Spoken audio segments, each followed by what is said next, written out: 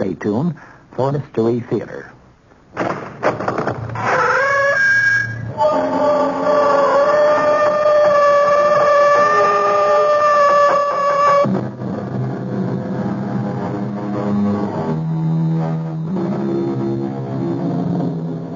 Come in. Welcome. I'm E.G. Marshall.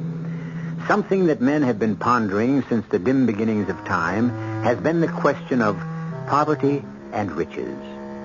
Why are some men destined to be wealthy while others seem fated to be poor? Since it is easier for a camel to go through the eye of a needle than it is for a rich man to enter the kingdom, we may safely assume that the poor shall find greater favor in heaven. However, to make up for it, obviously, the rich have things much better here on earth. Our mystery drama, The Paradise of the Devil, was written especially for the Mystery Theater by Sam Dan and stars Larry Haynes. It is sponsored in part by Anheuser-Busch Incorporated, Brewers of Budweiser, and Uncle Ben's Long Grain and Wild Rice. I'll be back shortly with Act One.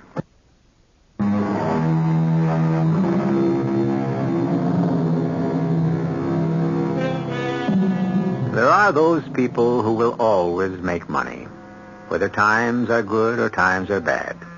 Whatever they touch always seems to turn to gold. On the other hand, we have those people whose timing is always disastrous. Nothing works. Whatever they touch shrinks and shrivels, declines and dwindles. However, there are always exceptions, which is why we have stories. Let us begin ours in a warehouse, a large public warehouse, where many types of merchandise are stored. Everything from food to textiles to appliances to building materials. We are in a remote corner of this huge cavernous compound, and we hear steps approaching. Who is it? Why, the night watchman, of course. His name is Bert Ledoux. He's a very pleasant man in his 60s, but we shall not get to know him well. He is about to be killed. Waiting for him, and hiding behind a huge stack of cement bags, are three men.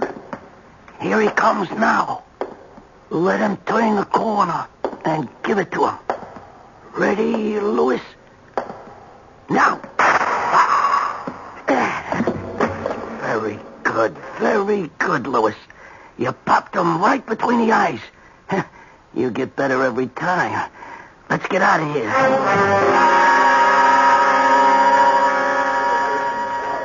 Yes, miss? You don't remember me, Sergeant? Well, let's see. Should I? I suppose this tells me everything I need to know. Look, miss, can we help you? I'm Mr. Ledoux's daughter, Louise. Ledoux. You don't even remember his name, and it's only been a week. Oh, I remember. Bert Ledoux. You said to come back in a few days. You might have news for me. Louise, let me talk to you off the record. About what? The facts of life.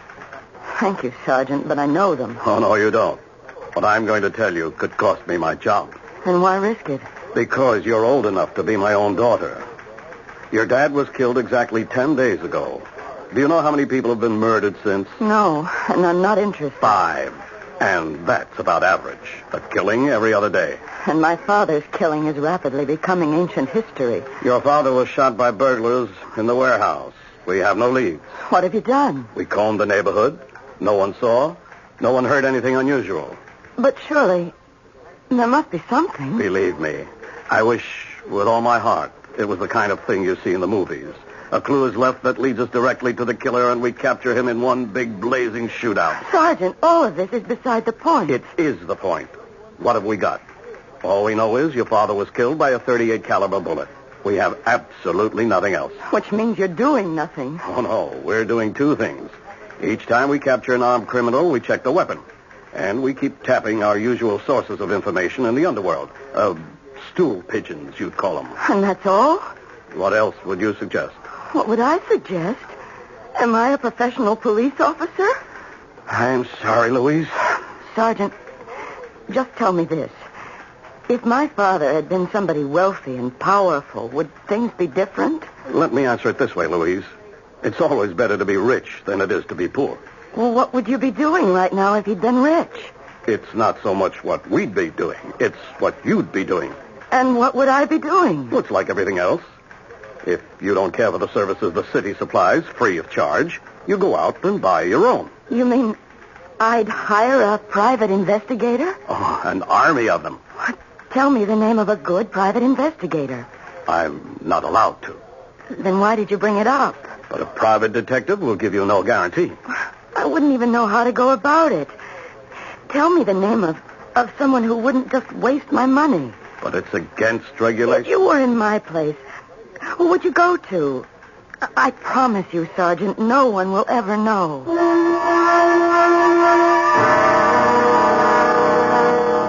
Well, if the police haven't been able to get me where, Miss Ledoux, what makes you think I can do any better? Well, because you think I'm smarter? I'm not.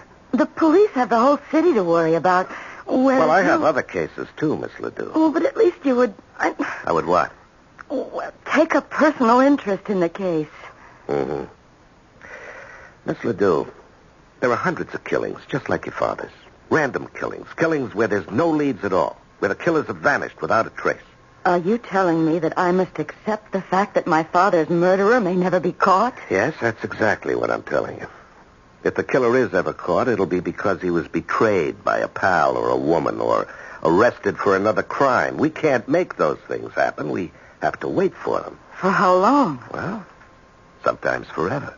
In other words, you won't accept the case. And then we have the question of money.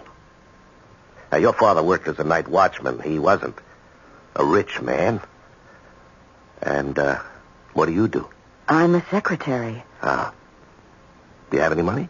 Oh, a few $100 in the bank. Well, I get $95 a day in expenses. How much of my time can you afford? How much do I need? Weeks, maybe months. How can I answer? Mr. Colby, are you familiar with the details of my father's murder? Well, I remember reading in the paper that a night watchman was killed, but that's all I know. Will you do something for me? Go down to the warehouse. Why? Do whatever you have to do to acquaint yourself with what happened. Why? Are you allowed to talk to the police? Of course. Well, find out everything there is to know.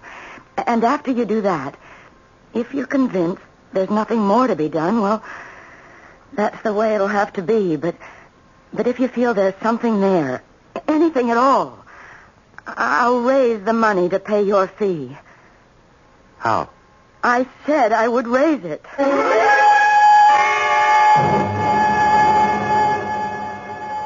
Who? George Colby? Oh, yeah, send him in. Hey, Georgie. Hi, Sarge. How's private practice? Sarge, I didn't know when I was well off getting paid every week. Did you send me that little Louise Ledoux? Yeah, because I know you're an honest guy, and I figured you'd discourage her. You will, won't you? Well, I should. You mean you won't? Well, there's a little angle on this case that bothers me. Yeah? Yeah, I don't believe the old man was shot by hoods who were knocking off the warehouse. Why not? Because of where it happened, Sarge. He was killed in the wrong part of the warehouse. Well, why do you say the wrong part? Is there a right part for a watchman to get killed? Yeah, there is in this one. Where should he have been killed? Way over on the other side, Sarge. Where they got the stuff the crooks are after. TV sets, tape recorders, cameras, hi-fis, liquor, guns, cigarettes. But where's Ledoux killed? In an area where there's nothing but 100-pound bags of cement. Well, they may have wanted him out of the way. Now, Sarge, this is a clean, professional job. No crook is going to run the risk of murder if he doesn't have to. They were waiting for him. No sign of a fight. They could have tapped him on the head and put him to sleep, but no. Oh, no. They were out to kill him. Why would anyone want to kill a night watchman? Well, maybe he was more than a night watchman. We checked the daughter. She said he had absolutely no enemies. That she knows of.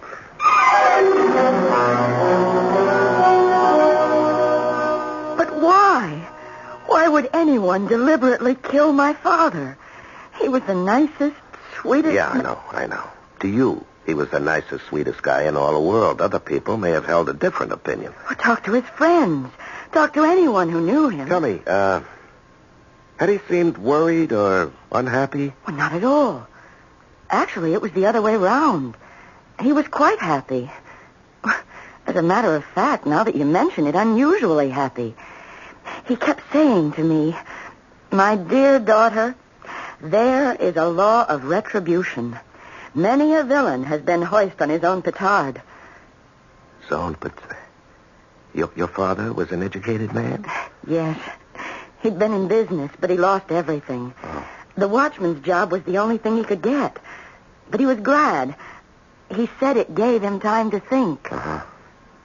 And you say he was unusually happy just before he died? Yes. And that's what makes it so hard for me to understand why he was deliberately murdered. Oh, I'm not saying he was deliberately murdered, Miss Ledoux. I'm saying I have strong reasons to suspect it. Well, what do you suggest is the next move? Well, you asked me to look into your father's murder, and I did. I don't think it's what it appears to be on the surface. On the other hand, you're not a wealthy girl. Your money could be down the drain. Well, suppose I could raise $10,000. Well, I still couldn't guarantee results. I couldn't pay immediately. I would have to wait for my father's estate to be settled. I thought he didn't have any money. Well, this is a piece of property. The only thing he left. I've already received an offer for it. Uh-huh. Well, I might go through every nickel and we'd be no wiser than we are now. I could be wrong. Mr. Colby, I'm sure you're an extremely ethical person. But isn't it possible for you to talk positively? Miss Ledoux, I don't talk positively and I don't talk negatively. I try to talk truthfully.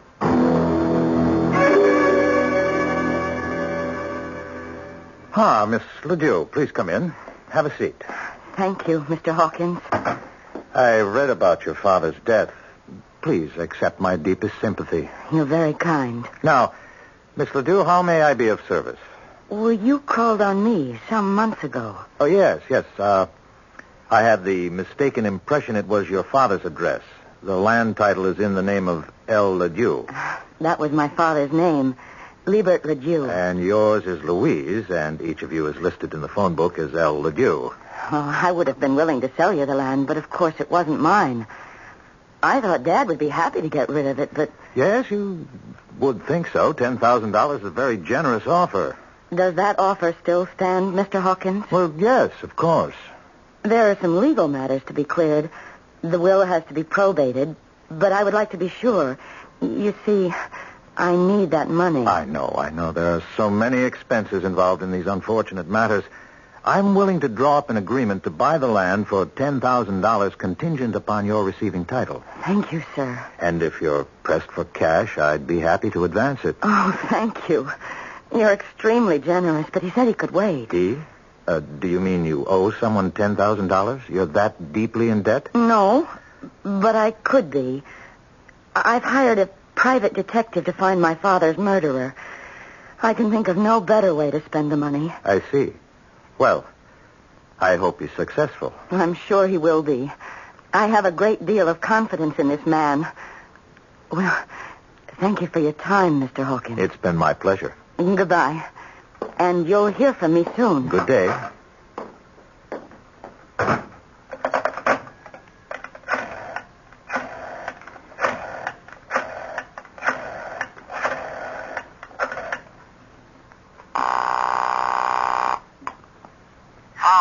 Richie?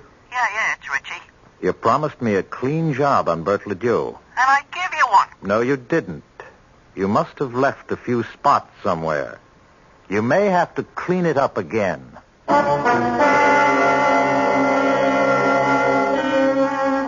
They say cleanliness is next to godliness, but obviously some of the devil's disciples are in favor of it also. At any rate, as our friends in the sports world would put it, we have given you the matchups. It's Louise Ledoux and George Colby against Mr. Hawkins and Richie. Richie and Hawkins have already scored. But this game has only begun. There is more action when I return with Act 2.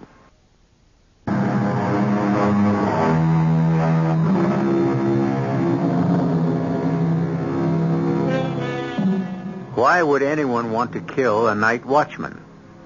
The obvious answer, to rob the building the man has been hired to watch. All too often, the usual answer is usually the correct answer. But Libert Ledoux, evidently, was not your usual night watchman. For one thing, he has a most unusual daughter.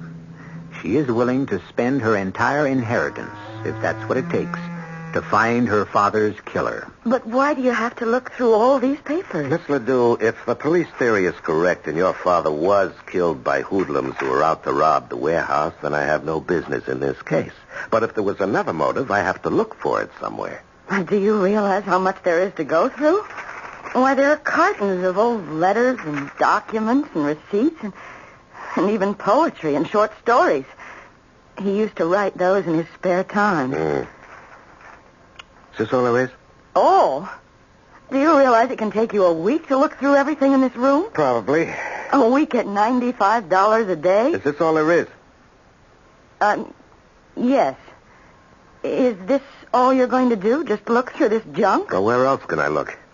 I have to work with what I've got. But what are you looking for? I really don't know. Well, then how can look, Miss Ledoux, this is not an exact science, and if you think I'm wasting your money... I didn't say that. In addition, I want a list of all his friends. But he had hundreds of friends. Oh, nobody has hundreds of friends. Well, he knew a lot of people. Well, we'll begin with those who are closest. Who's his best friend? Well, I guess you'd have to say it was Sid. Sidney Grossman. Grossman. Where can I find him? You can't. Sid's dead. Well, then why did you mention his name? He was only killed 3 weeks ago. Killed? Why? How? Does it matter? All right, tell me about Sid Grossman. He and Dad had a club. They called it the Underachievers Association. Why? Well, because they were both college-educated men, and neither of them ever lived up to his potential. Mr. Grossman had a civil engineering degree. He was a geologist, but he could never hold a job. Why not? He thought the object of life was to have fun. So did my dad. Work interfered with pleasure. Pleasure was the opera, ball games, fishing.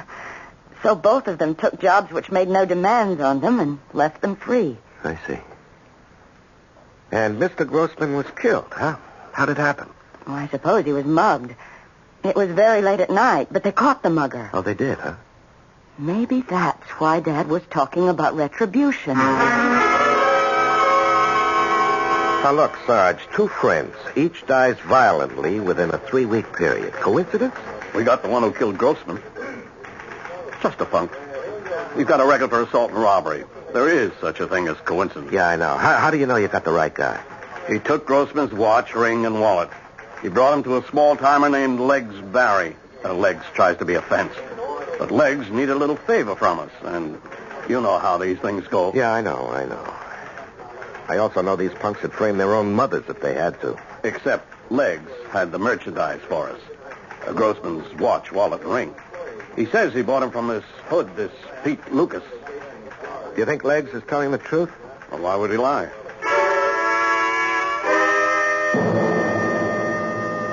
I'm being framed. Oh, sure. You're a fine, upright example of red-blooded American manhood, and the police are trying to railroad you. Look, you want to tell them corny jokes? Go into show business. I'm a bum. I never was nothing else. I can't even remember how many people I robbed. And maybe you don't remember robbing Grossman. That one I remember, because that one I didn't do. And you can believe it. Stupid fudge. They don't get me for all the ones I knocked off, but for the one that I didn't... Yeah, life is funny that way, Peter. Tell me, if it wasn't you, how come you fenced off his watch, ring, and wallet? I didn't fence him. This stoolie, this rat Legs Barry, he says I fenced him. Now, why would he lie? Well, they got his girl on a drug charge. He's making a trade. How come he's got the dead man's possessions? Because the mug who done it fenced the stuff with him. Well, why not turn that guy in? Because... How would I know? Well, whoever did it could only have been some punk. Now, why would Legs risk a perjury rap? Don't ask me what's going on. I don't solve crimes. I only commit them. All right. Don't be flip with me, Pete. If you didn't do it, why's the finger on you? Look, I never killed nobody in all my life. Pete, you're not answering me. I want to know if you were fingered, why? Why? Okay, maybe the guy wasn't mugged. Maybe it was something else. Like what? Maybe they wanted to look like he was mugged, so That's where I come in. If you want to have everybody think it was robbery, then I'm the one who can make everybody happy. After all, don't I have the rep? Huh? Well, the jury takes one look at me and I'm up the river. You talk about they. Who are they? I don't know. Ever hear of a man named Bert Ledoux? No. Is there anything buzzing in your circles about Ledoux and Grossman? No. Look, don't be stuck with that underworld code nonsense. What code? If I knew something, I'd sing like a cage full of canaries. I didn't do it.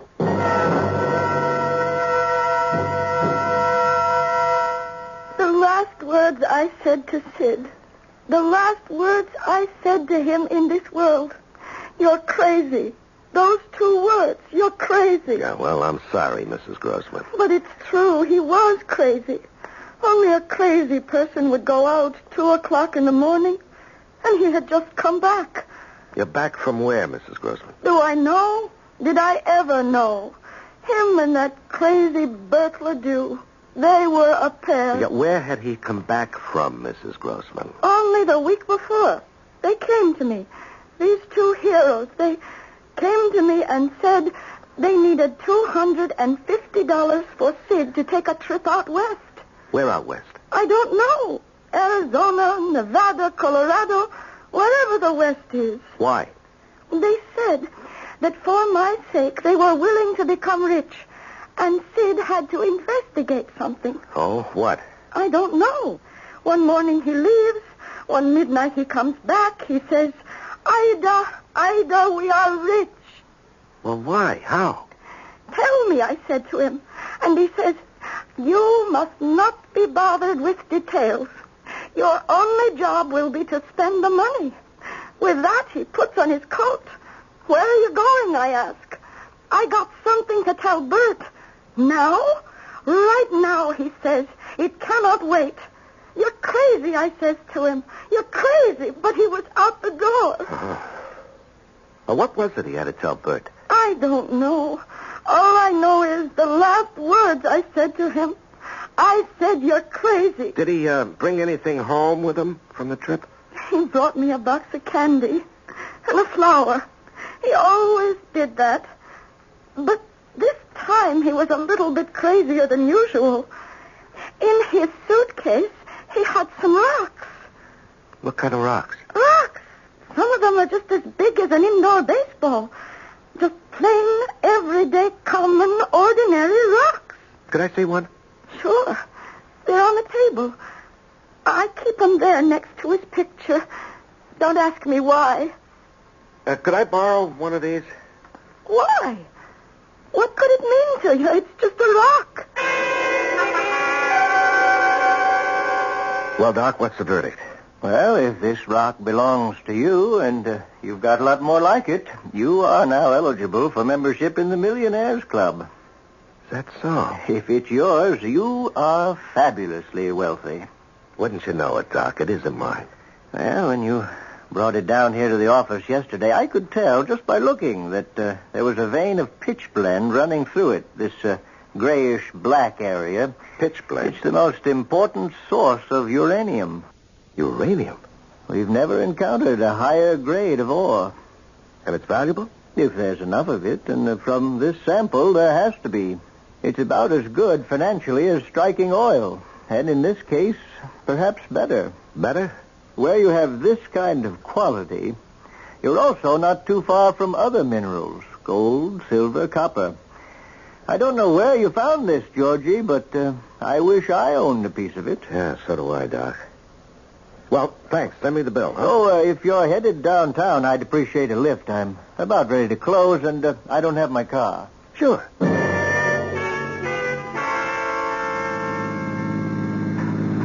George, I always wondered, what makes a guy want to become a private detective? Oh. What makes a guy want to become a geologist? What are you looking at? You keep glancing into that rear view mirror. Somebody's coming up behind us. Well? I'm not sure, but I think I noticed that car before. He was parked just down the street from your office, Doc, and he's been following us ever since we left. Aren't you going a little too fast? This is a pretty steep hill. There's something about that car. Oh, that idiot. He wants to pass us. Look out.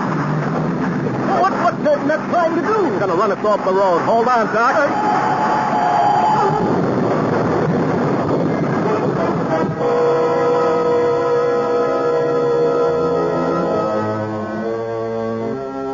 Do these things occur in series of threes?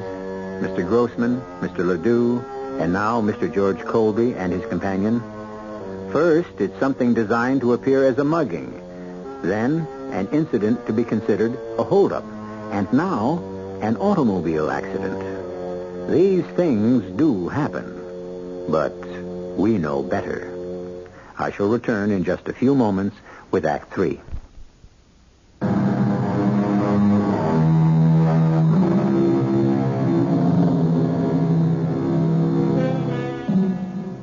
They were just two carefree elderly men. They owned little more than the clothes on their backs. Or did they? In less than a month, both were dead, seemingly victims of random violence. And as Private Investigator George Colby has learned, it is obviously dangerous to probe into their affairs. A mugging, a robbery, and now an auto accident. George! He's going to run us off the road. Hold tight.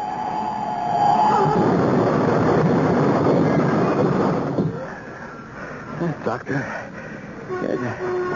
I think I'm okay. All right, take a breath. Try to move your arms and legs. Anything hurt? I think I'm okay.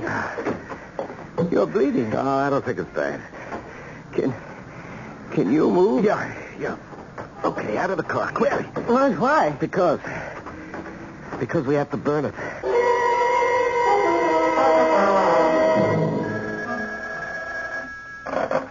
Hello? Mr. Hawkins, it's your buddy, Richie. I just seen an awful accident. A car went off the road and into the side of McGregor's Hill. You know that steep one? Are you sure of him? Well, I seen the car. It had blown up, burning all over the place. Well, that's good. He ain't gonna bother nobody. It's a clean job.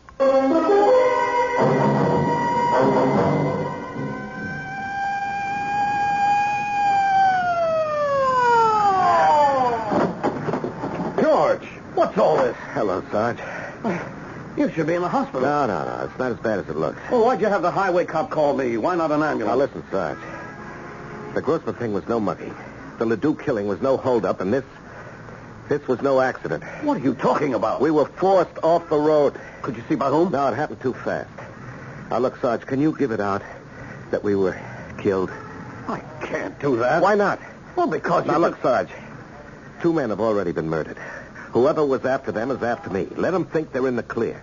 Have you got a line on who the killer could be? No, not yet. But I know who to ask.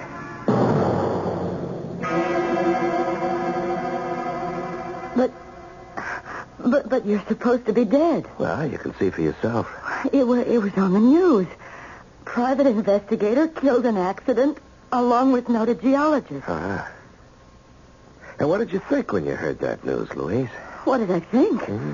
Well, I didn't know what to think. I thought about you and I felt terrible. Did you stop to think that 3 people connected somehow with your father were now dead? Well, no. Well, you have a great deal to explain to me. Explain what? Well, number 1. Why didn't you tell me that Mr. Grossman was killed because he was on his way to see your father late that night? Because I didn't know that. Second, why didn't you tell me your father and Sid Grossman had planned for Mr. Grossman to take a trip? Because I didn't know that either. And why was I being set up? I don't understand what you're saying. Because you wanted me killed. I wanted you killed. You hired me to make it look good, and then when I started to come close... Well, I don't know what you're talking about. But who else but you knew I was working on this case? Think about that. Only 2 people knew. Sergeant Weller and you. I vouch for Weller. Now let's talk about you. But how are you going to pay me for my work? I told you. I'm waiting for my father's will to be probated. You agree? Yeah, well, let's talk about your father's will. What does that have to do with... Everything is tied to everything else. You said he owned property. Well, that's all he owned. Would it be out west? Yes, but it's worthless. You sure of that? Of course I'm sure. How could you count on selling it to pay my fee? And where did you get the figure of $10,000? Because that's what I was offered for it. By whom? But somebody. You never smell a rat, do you? Will you please tell me what you're getting at? You say the property is worthless. Now, why should anybody be willing to buy it for $10,000? Oh, that's nothing. $10,000 is nothing? It's only $10 an acre. Your father owned 1,000 acres. Of what? Sand, rocks, hundreds of miles from nowhere. 1,000 acres of, let's see, do you know how much money that land is worth? Well, it's just desert. It's got what could be the richest load of uranium in the world. There could also be gold, silver, copper. It's a treasure chest. So that's why the man wanted to buy it. Which man? Oh, let me think for a minute. Let me think. Mr. Colby, I know now who killed my father. Who? Who's the killer? I am. You? You went into that warehouse and fired the shot? No, I didn't go there. I didn't hold the gun. I didn't pull the trigger, but it happened all because of me. Of course. And now I know why they tried to kill you, too. Mr. Colby, I am not the only one who, in addition to Sergeant Weller, knew you were on the case. There is another person. Who? The man who wants to buy the land from me. What's his name? Hawkins. Gerald F. Hawkins. How come he knew? Well, because I told him. It slipped out. I mentioned that I needed money to pay a private investigator to help find my father's killer. He's the only other person you knew. All right. Now, why do you say you killed your father? Oh, I said I was responsible. A couple of months ago, a man called on me. Are you El LeJew, he asked. I told him I was. He said I was the owner of record of a piece of property in Nevada. I said he must mean my father. And he said, of course, Liebert LeJew, your father must still be alive. He said, I sold him the property 30 years ago, and now I want to buy it back. Did he say why? Well, because it was worthless, and he didn't know it at the time, and he had come into some money, and he was trying to, to clear his name by making it up to people. He struck me as a very kindly gentleman at the time. Yeah, so this, Mr. Hawkins went to your father. Well, Dad must have turned him down. Mr. Hawkins came back to me, and he said, do you suppose I might be able to convince your father to sell? He'll never get another chance. And this way, he'll get 10 times his money back. Uh-huh. And what did you say to Mr. Hawkins? Well, I see now. I signed my father's death warrant. Oh, come on. I told Mr. Hawkins, once my dad decides that's the end of it, if the land were mine, I'd be glad to get rid of it. Don't you understand? He took that to mean that if Dad were out of the way... No, he'd have killed your father anyway. Taking his chances with you. Now, about this land. Well, I'll show you. Here. I have the papers in my pocketbook. Why didn't you show these to me before? Read the pamphlet. It goes back over 30 years. Paradise of the Devil. The name of the development. Yeah, I understand. Tell me, why didn't you want me to see this before? Well, because... I didn't want you to know my father could have been so... So, naive? Yes. I was ashamed. Paradise of the Devil. At first sight, a desert inferno, but there's magic in this land. Deep underneath run the waters of life. Healthful, invigorating waters of youth. The Paradise of the Devil can become a spa to rival the great watering places of Europe. Stake your claim to unbelievable wealth, only $1 per acre. Act now before it's all gone. And my father believed it. My father bought it. You know, in a way, the guy who hustled this was right. There's unbelievable wealth under that ground, and the swindler swindled himself out of it. Now he wants it back. He can't get it back now that I know. Now, what are you going to do? What evidence do we have that Hawkins killed my father? I don't believe Hawkins actually killed him. Hawkins probably bought the murder. I still don't think we have any hard evidence at all. Then there's a possibility that Hawkins can go free. Well, there's always that possibility. I hired you to find my father's killer. And I did. To my satisfaction. What about the law? Oh, well, for that we have to dig. Very well. You dig. Right now, I can afford to have you dig forever. What do you want now, Snoop? Some more information, Pete. You know, you could spend the rest of your life in jail. Unless you help me get you out of here. Why should you care about me? Oh, I don't, Pete. And the world would be much better off if you remained in the clink, but you're part of something else. Now, do you know a guy named Hawkins? No. Well, have you ever heard of a guy named Hawkins? That's different. Yeah. Yeah, I heard of a guy named Hawkins. In what connection? He would need a strong arm from time to time. He ever hire you? Me? Nah. Why not? I'm too nice for him. He uses Attila the Hun. Attila the Hun? His real name is Richie. Where can I find Richie? I don't know. Try a couple of joints along the strip.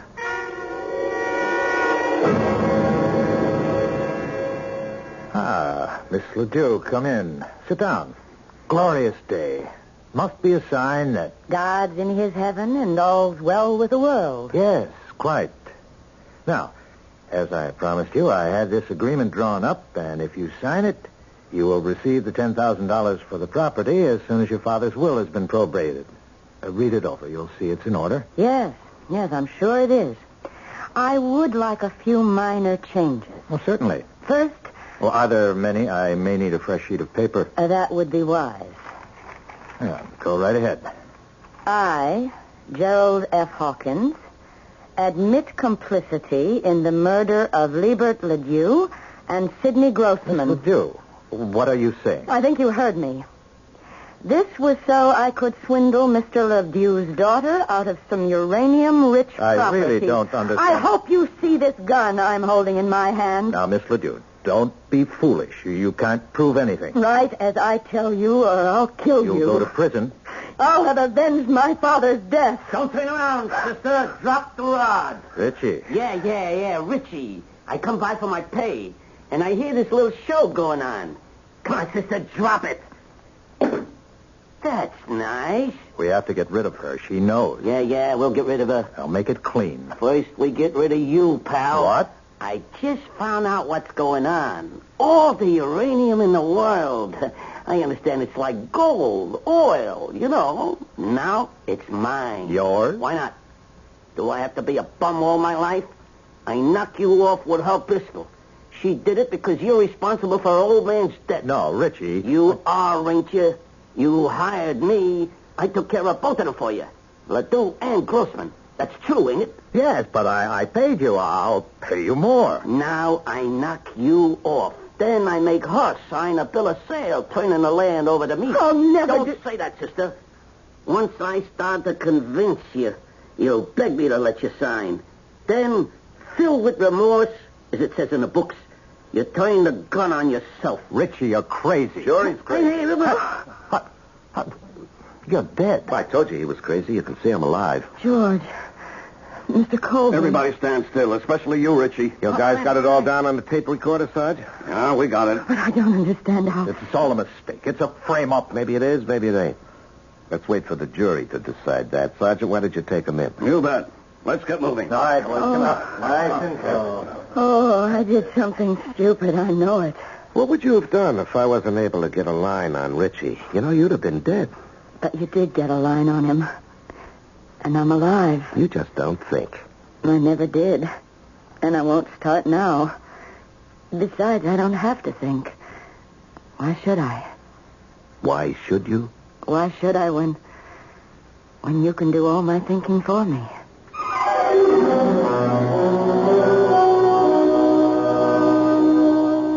She was always quiet. A hard girl for her co-workers to figure out. So they thought she was a little bit off. That's because she was poor and single. Now that she's rich and married, she's merely a delightful eccentric. I never told you the world was fair. All I ever wanted you to believe at this stage of the program is that I will be right back.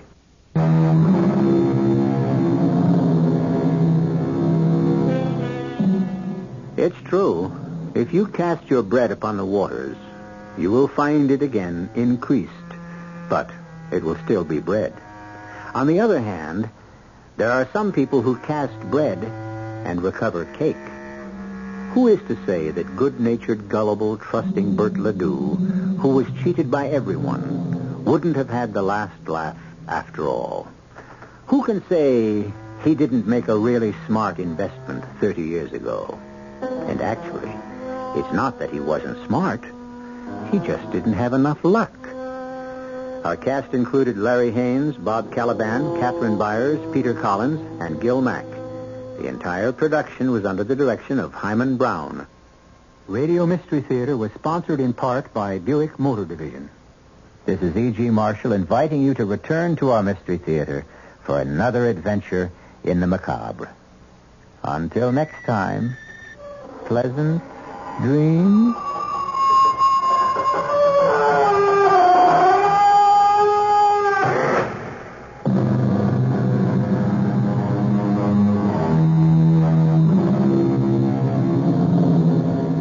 Tonight's WR Mystery Theater was also brought to you in part by ShopRite Supermarkets, where you get a lot more for a little less. The preceding program is furnished by the Columbia Broadcasting System.